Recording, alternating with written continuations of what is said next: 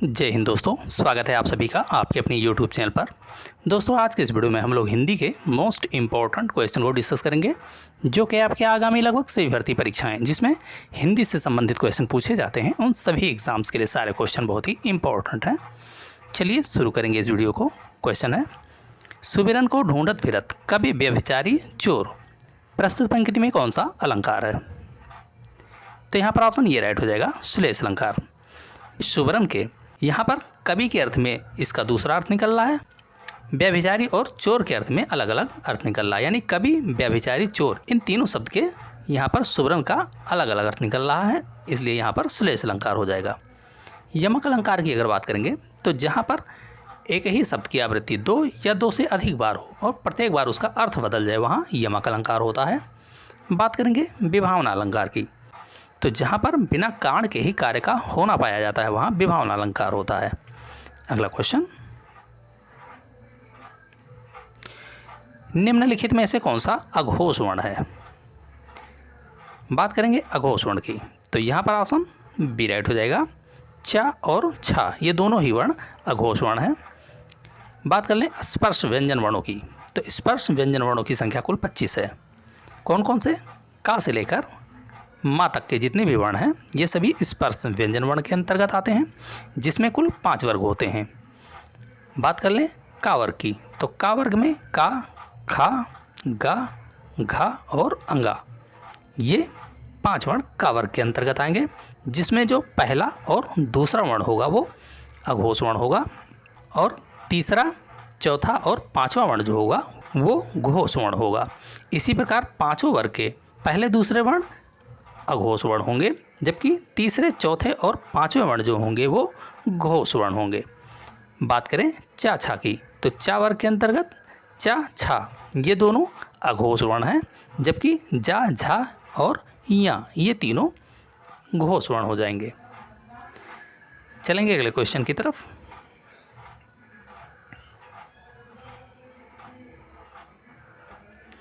राम हमेशा पढ़ता रहता है, इस वाक्य में उद्देश्य है। तो यहाँ पर ऑप्शन ये राइट हो जाएगा, राम। राम ये उद्देश्य है।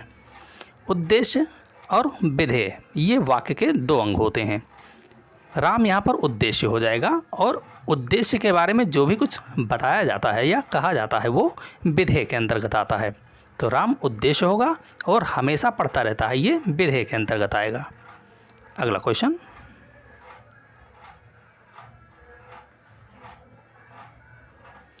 निम्नलिखित में से कौन सी रचना रामधारी सिंह दिनकर की नहीं है?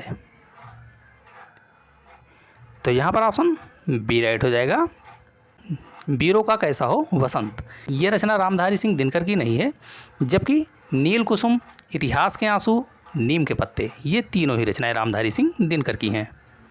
अगला क्वेश्चन, अलंकार शब्द में कौन सा उपसर्ग होगा? उपसर्ग किसे कहते हैं? ऐसे शब्दांश जो शब्द के शुरू में जोड़े जाते हैं और उसके अर्थ में कुछ विशेषता या परिवर्तन लाते हैं, तो उसे उपसर्ग कहते हैं। उपसर्ग हमेशा शब्द के शुरू में जोड़े जाते हैं। अलंकार शब्द की बात हो रही है, तो यहाँ पर अलम, अलम उपसर्ग हो जाएगा अलंकार शब्द में। ऑप्शन डी राइट हो जाएगा, जिसमें महालंत होगा। अगला क्वेश्चन,